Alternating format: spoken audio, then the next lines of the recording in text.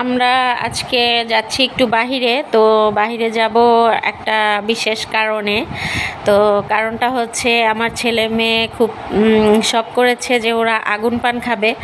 তো আমি ভয় পাচ্ছিলাম যে ছোট মানুষ না, মুখে আগুনের ছাকা টাকা লেগে যায়।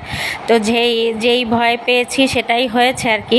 যাই হোক, আস্তে আস্তে সব দেখবেন আপনারা। তো যাই হোক, আমাকে অনেকবার বলেছে আমার ছেলে মেয়ে দুজনই যে আম্মু চলো আগুন পান খাবো, আগুন পান খাবো। এই জন্য ওরা ওদের ঈদের সালামিগুলো নষ্ট করেনি, রেখে দিয়েছিল আগুন পান খাবে বলে। তো এখন আমাদের বাসার পাশেই একটু দূরেই আর কি, মানে খুব একটা দূর যে তাও না, এলাকার ভিতরেই এক জায়গায় বিক্রি করে। তো ওখানে থেকে খাবে আমাকে বলতেছিল। তো আমি যেহেতু রাজি হইনি, তো বলতেছিল যে আমার শাশুড়ি আসার কথা ছিল যে দিদা, তো ওরা বলতেছে যে দিদা আসলে তারপরে আর কি দিদাকে নিয়ে যে আমরা আগুন পান খাবো। তো ওর দিদাকে বলছে, ওর দিদা আবার বলল যে না আমি যাব না। মানে আমার শাশুড়ি খুব কম সময় নিয়ে আসছিল এই জন্য আর কি।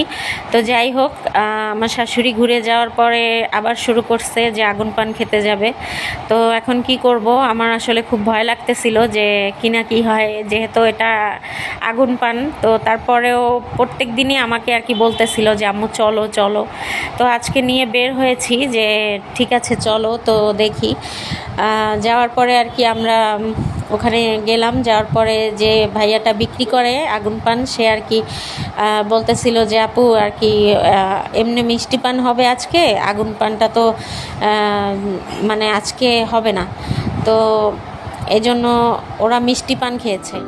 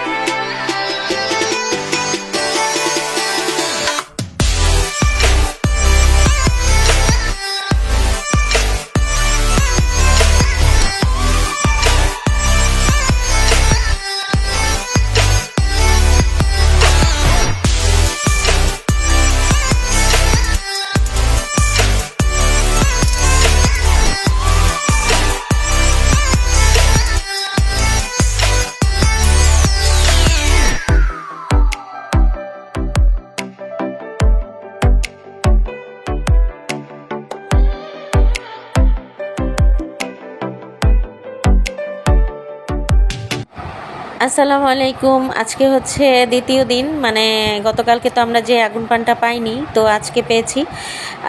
তো আজকে এই জন্য আর কি বের হচ্ছি। তো পেয়েছিলাম আগুন পান আর কি, ওরা খেয়েও ছিল, কিন্তু হচ্ছে যেই ভাবা সেই কাজ। আমি যেহেতু খুব চেয়েছিলাম যে আমার মেয়েটার খেতে পারবে কি না, সেটাই হয়েছে। ও প্রথমবার আর কি পানটা মুখে নিতে পারে নাই, এই হচ্ছে কথা। তো আমি ভয় পাচ্ছিলাম জন্যই ওদেরকে নিষেধ করেছিলাম, কিন্তু আমার ছেলে বলল যে আম্মু কোনো আগুনের ছাকা টাকা লাগে না, কিন্তু আমার মেয়েটা আর কি আগুন দেখেই ভয় পেয়ে গেছিলো।